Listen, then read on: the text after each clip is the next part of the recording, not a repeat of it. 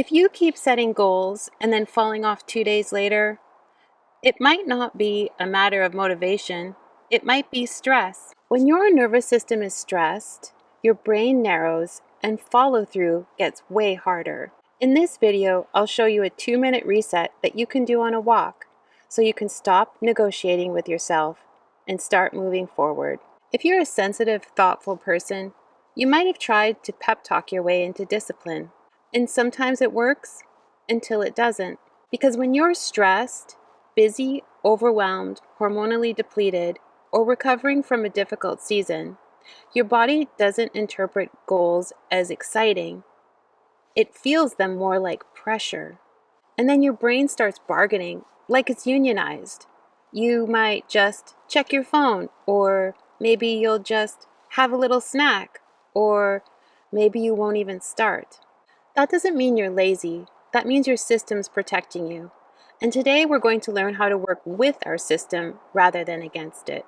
Here's the first big idea. Your thoughts are not facts. They're interpretations, often shaped by stress and past experiences. Here's the map that I use. First of all, you have what's actually going on. So the facts before you. Something will happen. You'll think about it and you will try to understand it. So you create thoughts about whatever happened. And those thoughts, some of those thoughts, you'll have feelings. You'll have feelings about those thoughts. And then you start acting from these thoughts and feelings. And after that, the actions produce results. Stress messes with this chain because it can interpret neutral events as threats. I feel behind becomes I am behind. I'm scared becomes I can't do this. I didn't do it yesterday becomes I'll never follow through. Does any of this sound familiar?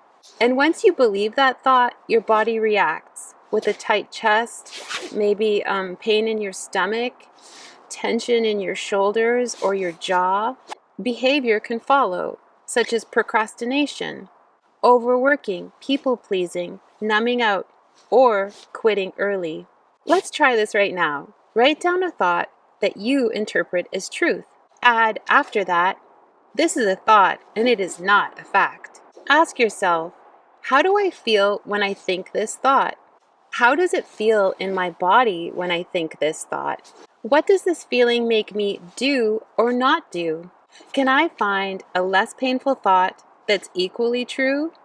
Maybe more true? It doesn't have to be a forced affirmation.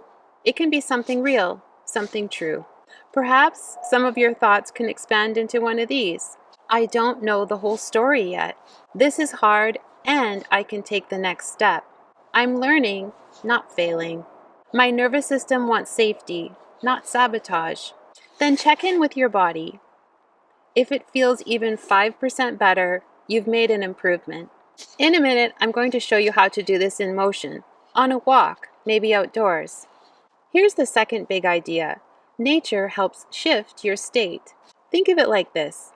Your mind is like a courtroom, and anxiety is like the prosecutor who never rests. When you go out into nature, it's like you're leaving the courtroom. When you're stressed, your thinking narrows. You become more rigid, more doomy, more all or nothing. And that affects follow-through because you plan worse, you choose worse, and you quit faster. That's why you can be so clear on a good day and scattered on a hard day. Not because your values changed, because your state changed. When I'm outside, I feel my feelings more easily than when I'm indoors. My mind stops spinning. I notice frost patterns and changing skies, and birds and squirrels doing their busy little lives. And something in me remembers, I am here, I am safe. And from that steady place, I get my energy back, my creativity back, my willingness back. Nature doesn't fix you, it just helps your system come back online. Which is why the next part, the 2-minute reset, works so well outdoors. A quick invitation before we do the reset. If you'd like a practical guide for nature connection, my winter nature guide is designed exactly for this. Fewer spirals, more steadiness, and simple resets you can actually repeat. The link is in the description below. Okay, here's the 2-minute reset. This is the method when you can't follow through, when your mind is loud, or when you feel behind before you've started. It involves 3 steps: regulate, reframe, and micro-commit. First, regulate. Put a hand on your chest and a hand on your belly. Take 5 long, slow breaths. Make sure that the exhale is longer than the inhale.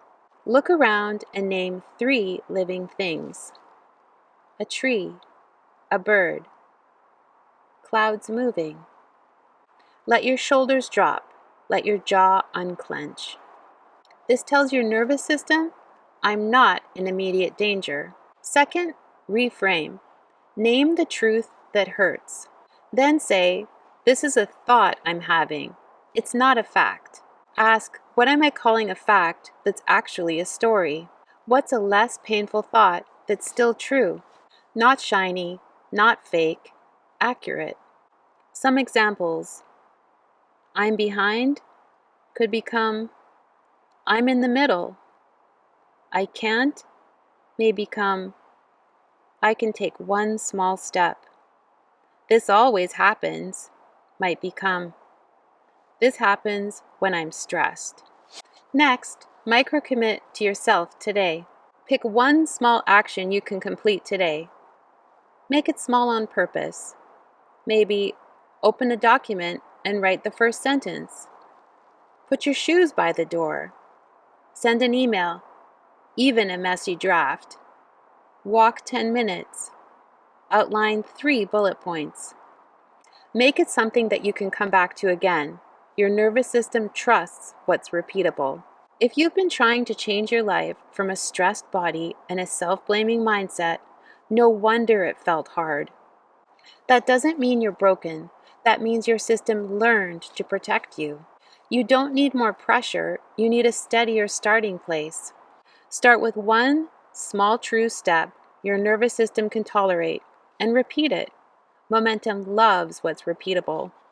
And if January feels heavy, like you're behind before you even got started, I have a companion video that's a kinder seasonal reset. Watch that next. Thanks for joining me today, and I hope you have a chance to take it outside. Thanks.